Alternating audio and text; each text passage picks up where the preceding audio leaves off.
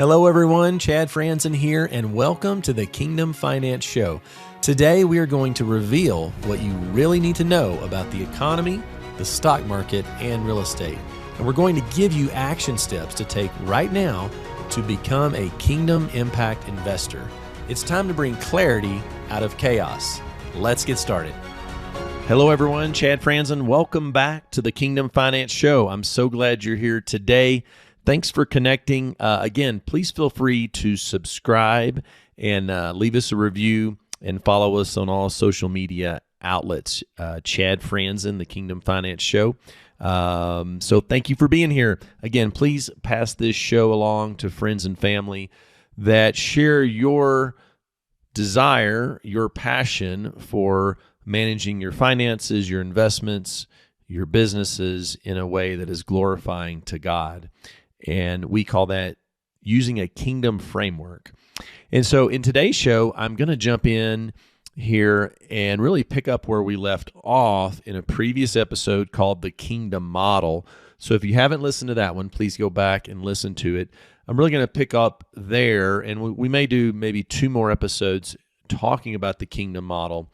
But first, let me just remind everyone, the Kingdom Finance Show, obviously we're dedicated to educating you for you to be informed and to have clarity out of chaos when it comes to how do I manage my finances, my businesses in a way that's glorifying to God using biblical values? How do I make smart choices with my investing to where I have the potential to make good returns, to protect my capital, and not compromise my values? So we talked about last time this concept that we use at Wealth Builders Investments called the Kingdom Model. And again, we're going to start unpacking different asset classes that comprise the Kingdom Model. I want to do a little bit of review on this episode. And again, please watch the first episode called the Kingdom Model if you haven't already on that. I'm going to do a review here, and then we'll jump in. Now, do remember the Kingdom Finance Show. This is a teaching educational format. These concepts, I want to introduce them to you, educate you on them. I'm not seeking to give you formal investment advice on the show about how to invest, but I do want to educate you on concepts, principles that I've learned personally and professionally. And again, anytime we're talking about investing or asset classes, you want to review whatever the offering memorandum, the prospectus. You really want to evaluate your own personal risk and suitability levels before investing. Now, we can help you on that. I just can't do it on the show when we're talking to a larger audience. If you want to connect for a personal consultation for your family, your business, your ministry, to learn, hey, how can we incorporate some of the things Chad is teaching on the Kingdom Finance Show, please reach out to our team directly. You can go to wealthbuilders.net/invest, and we have a free download, and we also offer a complimentary 15-minute consultation just to see where you are.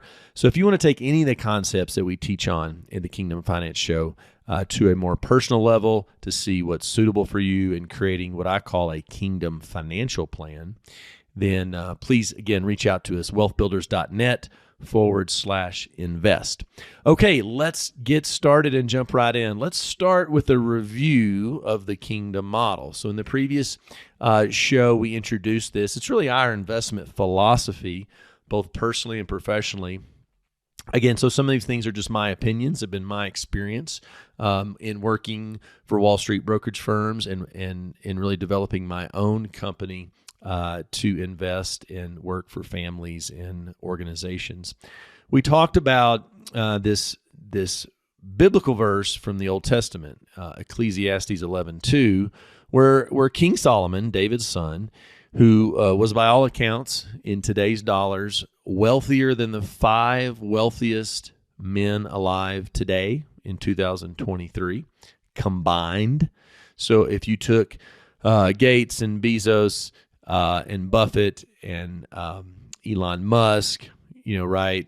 You start adding all these top 4 or 5 people together, Zuckerberg at Facebook, and their wealth combined would not equal the wealth that Solomon had in his day. And of course, he was considered the wisest man ever written about in the Bible, outside of Jesus himself.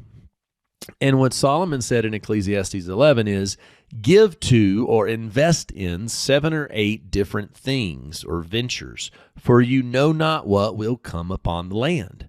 And certainly in today's age, in 2020 with COVID, and 2022 and 23 with the divisiveness we see, and we see Russia and Ukraine at war, and we see even when we're recording this in October of 2023, we see Israel at war with the Gaza Strip. This is just as important now as it was in Solomon and David's day. And so when we think about being stewards, again, the Kingdom Finance Show, I just want to teach you, I want to edify myself and you on how we can steward the resources God gives us.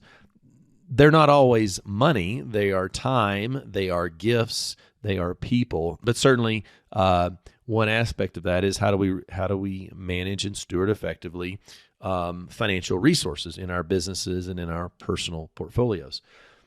So we take this concept from Ecclesiastes 11 and we say, well, interestingly, the secular academic world has proven that what Solomon said is accurate. Such Wall Street topics as asset allocation and diversification, and even, catch this, modern portfolio theory. All of those, which very smart economists, mathematicians have won Nobel Prizes for and been published, have proven that the best way to achieve long-term sustainable rates of return on your capital is to be diversified into multiple asset classes, somewhere in the neighborhood of 6 to 8 different types of assets. And there's all different types of concepts like beta and correlation and alpha that have since come from that. But we're not going to go into that so you can breathe a sigh of relief. We're not going to get into teaching modern portfolio theory today. I did learn that in my business degree from Texas A&M. Big shout out to my alma mater. And however, not going to do that today. But the kingdom model is really taking the principles of what Wall Street has learned, applying it to biblical scripture, and saying, okay, how do we create something that we can implement, that adheres to biblical principles, the Word of God, but also adheres to defined processes in the public marketplace that work, diversification, asset allocation, and so forth. We talked about last time that there were 7 main asset categories, and I'm going to talk a little bit today on 2 of them, and then we'll come up with another episode and we'll cover a couple of other ones. So again, I'm just going to, still doing a bit of a preview here, review before we jump in to 2 of the categories that we're going to talk about. Again, talking about the kingdom model for investing with a biblical worldview. So last time we talked about the most common ones, public stocks and public bonds. I'm actually going to unpack those 2 asset classes today. So those are the first 2 categories. The next 2 categories are non-correlated assets. We refer to them as alternative investments. We'll do a whole separate show on that one. The next category was private equity. So we talked about private equity and private debt, right? So just as a company can be public, one can be private that you can invest in.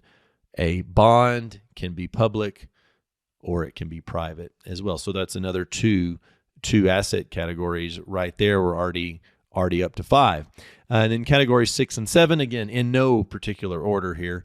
Real estate, a very popular one, whether that's single family, multifamily, commercial, hospitality, all sorts of real estate, U.S. and international. That is certainly its own asset class and a very significant one. And then the 7th asset class we talked about was precious metals, store of value, gold, silver, and the like on that, its own category. So those are the 7 categories when we think about taking modern portfolio theory, taking the concepts that Solomon taught on. That is really the undercurrent of what the kingdom model consists of. So clearly you can take these types of assets and go create your own portfolio using Wall Street research, hedge fund research, your own research, whatever you want to do. Our goal through Wealth Builders Investments is we want to take the Wall Street research and what leading minds are thinking, and then we want to overlay it with a kingdom framework.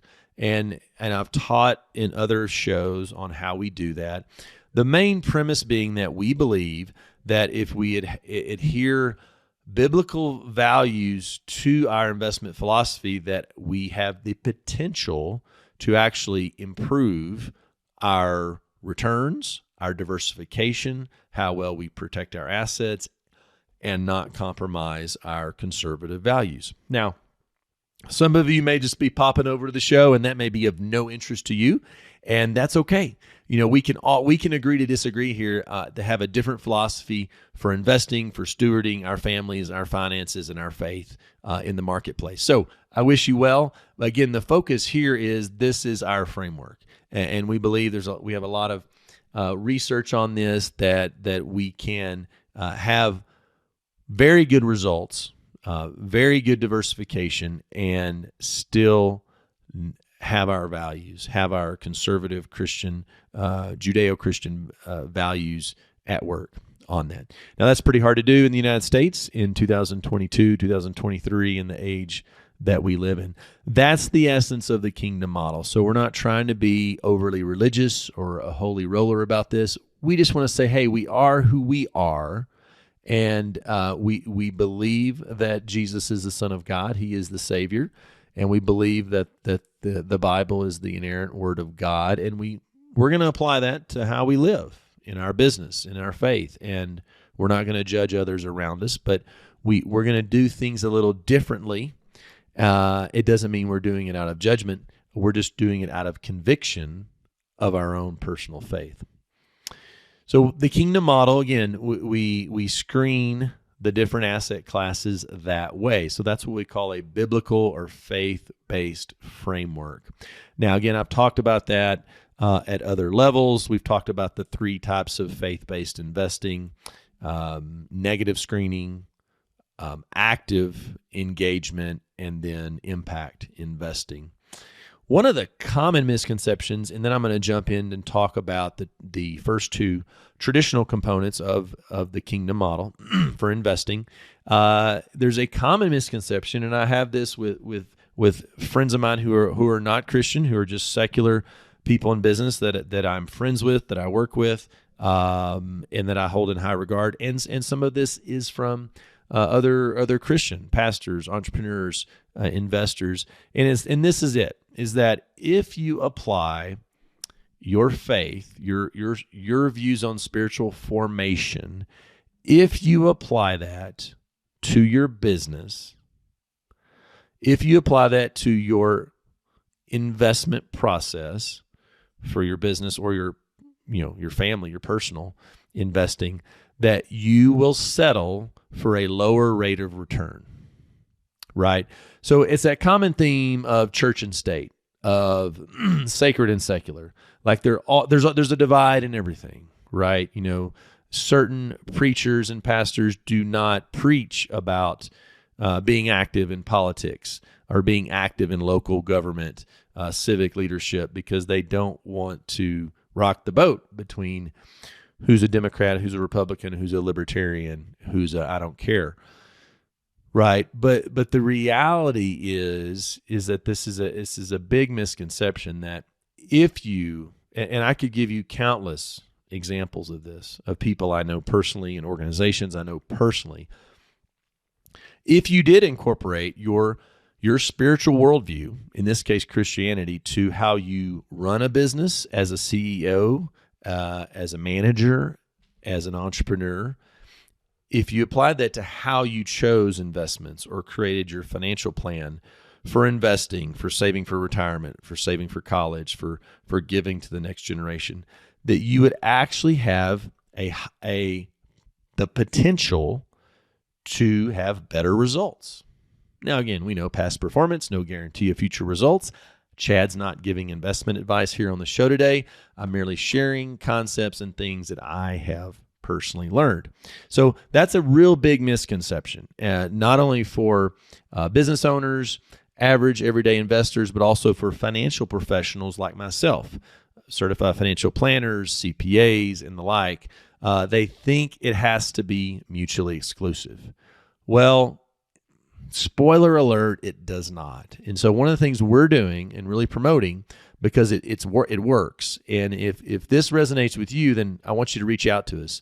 And you can connect with us online, wealthbuilders.net, and then obviously just send us a note into the show here. But that's what the kingdom model is really all about. Okay, with that in mind, let's dive in for the rest of the show. I'm just going to talk through the first 2 of the 7 categories for investing. And these are the very traditional ones. So I thought, hey Chad, let's start easy here. I'm not going to start with real estate or private equity. Let's just start. Again, I'm teaching these concepts. I'm not giving you advice. Let's just start with public equities and public fixed income. And so these are the most recognizable asset classes to everyday investors. You will see public equities and public debt. When I say the word debt, it's synonymous with fixed income. So I may go back and forth, but the term means the same thing. You're going to see public stocks and bonds available in your 401k plans, your 403b plans, your IRAs, your Roths. All the major Wall Street brokerage firms offer these.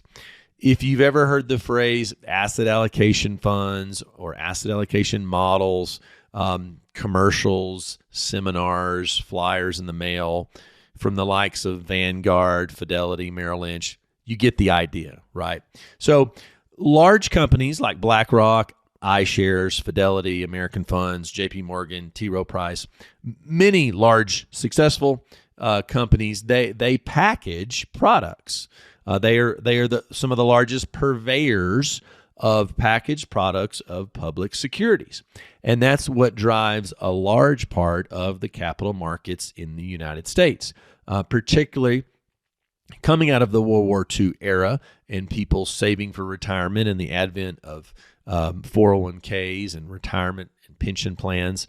This is how that product has been packaged, right? I mean, you just think of going to Best Buy or going to Scheels or Bass Pro or grocery store to shop. You're shopping for a product that's packaged. Same concept here in the financial world. So I hope that gives you a visual of it. Okay, these are just the packaged products of public stocks and bonds. Now, public stocks and public bonds, you can buy them directly. You can also buy them through these public packaged products. So let's talk a little bit about public equities. So these are publicly traded companies. The S&P 500 is probably the largest one you've heard of, as well as the Dow Jones. These are indexes of some of the top public companies. There's also an index called the Russell 3000, which really represents 97, 98% of the overall economy in the United States. So it's a very large pool of public companies that you can invest in. And so you buy these investments through New York Stock Exchange, the NASDAQ, things of that nature.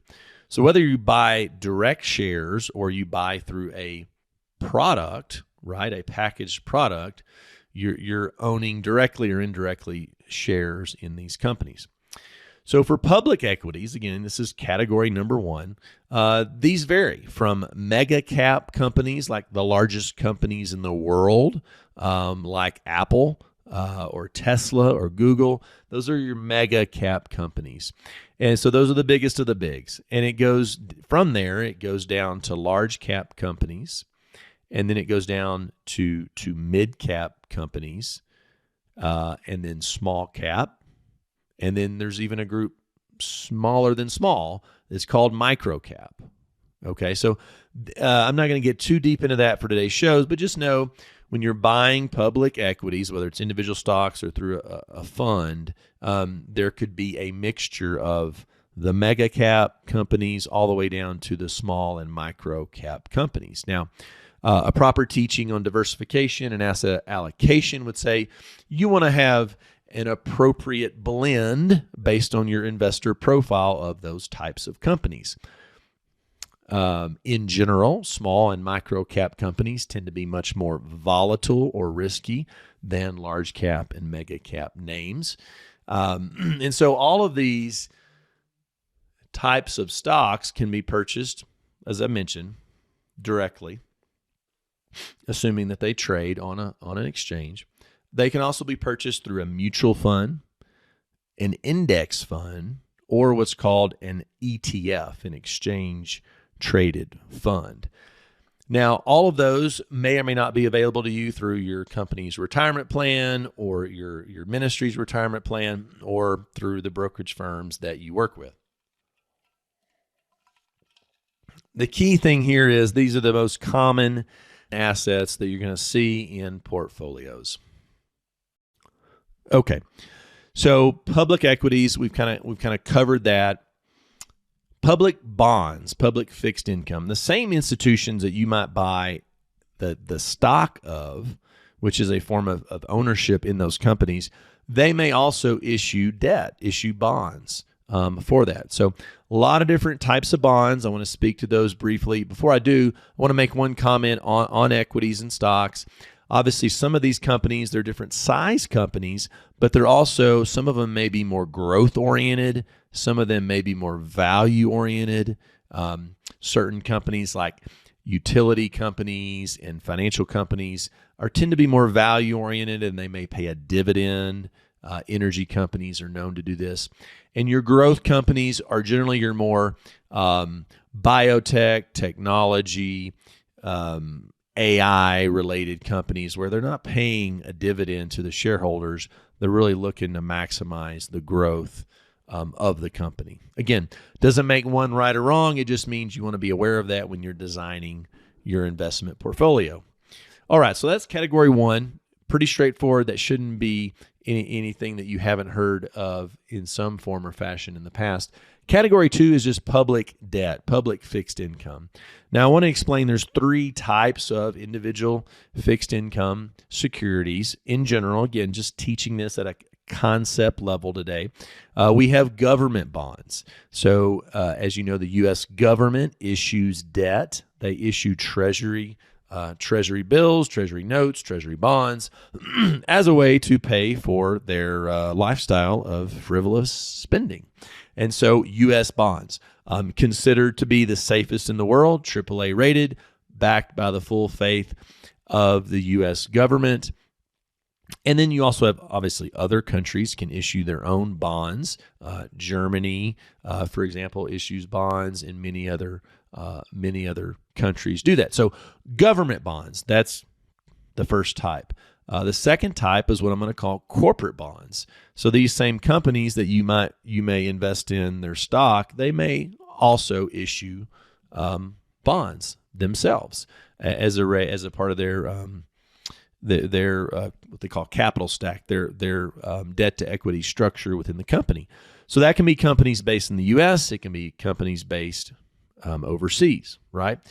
The third type of bond is what we call a municipal bond. So state and local governments, airports, tollway authorities, sewer and water of different states can issue bonds. One of the unique features about a municipal bond is you may potentially have particular tax benefits if you invest in a municipal bond in the state in which you reside. So certain states that have a state income tax, if you invest in that state's municipal bond, the coupon that you earn from that bond may potentially be exempt from state income tax. So you want to look at that closely, but that is one thing to consider when you're looking at fixed income investments.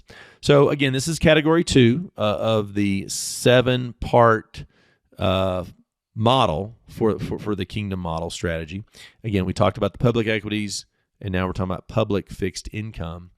And of course, just like stocks, bonds can be purchased directly, or they can be purchased through a product that's been procured by the big money managers, the Fidelities and Vanguards and American funds of the world. Nothing wrong with that. And so those are most often going to be mutual funds or index funds or exchange traded funds, just like we mentioned earlier. So you want to be aware of that when you're looking in your retirement accounts, brokerage accounts, deciding what's most suitable for you on how to invest. Now, one of the things that Wall Street has perfected is what are called blended models, blended funds, target date retirement models, or asset allocation funds. Those are just a whole bunch of terms for the same thing. They are a mix. They are a blend in some form or fashion of stocks and bonds into one packaged product, right? So if you've ever heard someone tell you, well, just buy and hold a 60-40 portfolio, what that means is 60% stocks, 40% bonds.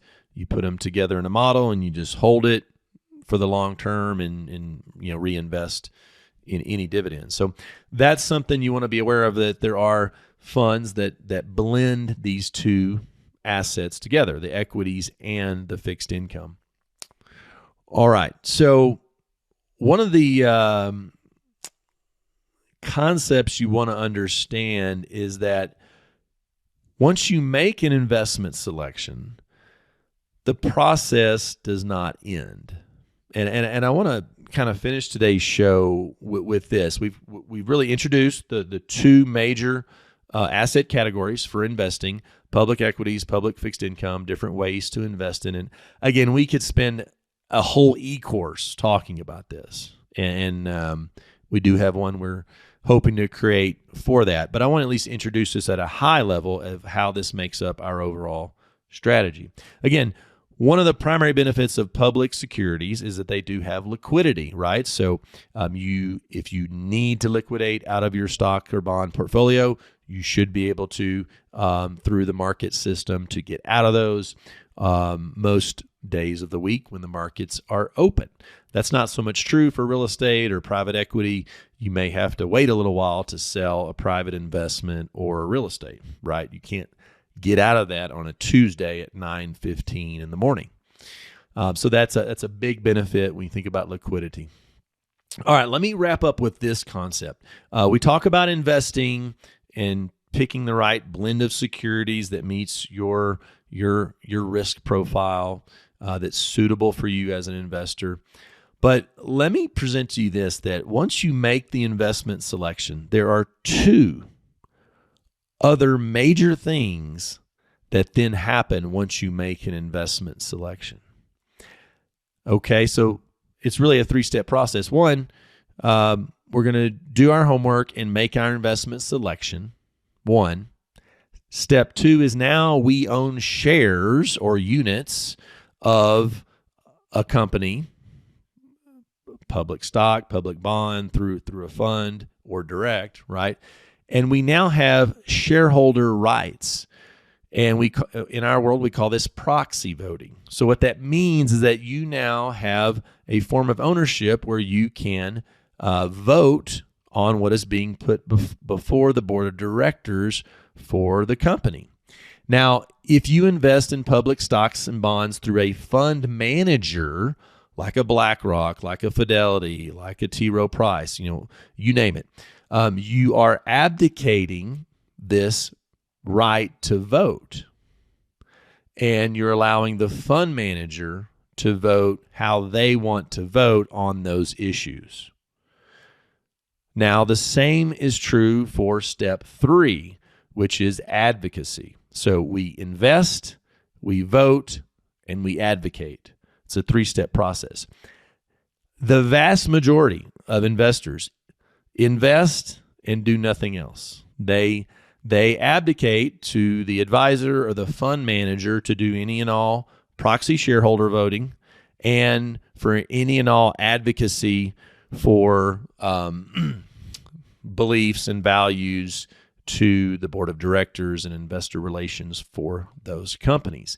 Now, let me summarize today's show by saying the Kingdom model that we incorporated at Wealth Builders Investments, we take all three of these very seriously. And so in today's age, when we have the likes of BlackRock, who's the largest money manager in the world, if you invest in their funds, they will vote and advocate based on their agenda, which tends to be extremely liberal, which tends to be fairly anti-Christian, and in no way, shape, or form representative of conservative values. Now, if you're okay with that, so be it for you.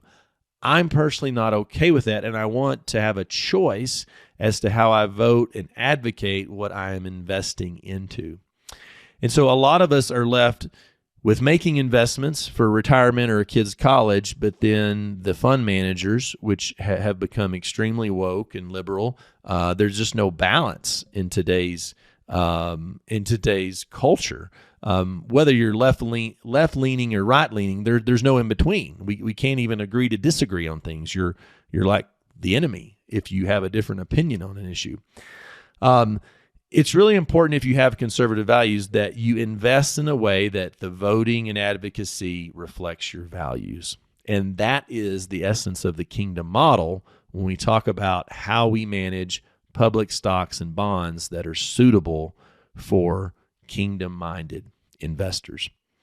Hey, I hope that's been helpful. Again, today's show really unpacking the kingdom model a little more. We talked about the public securities, both on the equity and the fixed income side, just from a teaching standpoint. And again, really wanting to just get you engaged here in this conversation. If there is a better way to invest, and we believe you can do it in a way that does not compromise your values, and you can stand for what is right and what is biblical. Hey, I'm Chad Frantzen, and on behalf of the Kingdom Finance Show, I want to really say thank you for being here. Please like us and follow the show. And again, if you want to learn more about these types of principles, please connect with us online directly, wealthbuilders.net/invest. We'll be happy to talk more with you one-on-one on these concepts to help you create a personalized Kingdom financial plan. We'll see you next time on the Kingdom Finance Show. Thanks so much. Thank you so much for joining me today on the Kingdom Finance Show. If you enjoyed this podcast, please subscribe and leave us a review. It really helps to get the word out. For more resources on becoming a Kingdom investor and to connect with us directly, visit our website at wealthbuilders.net. That's wealthbuilders.net. We'll see you next time on the Kingdom Finance Show. The content provided is for educational purposes only. We encourage you to seek personalized investment advice from your financial professional. For all tax and legal advice, please consult your CPA or attorney. Investment advisory services are offered through Authentic Counsel, a registered investment advisor. Securities are offered through Cabin Securities, a registered broker-dealer. The content of this podcast does not constitute an offer of securities. Offerings can only be made through an offering memorandum, and you should carefully examine risk factors and other information contained in the memorandum.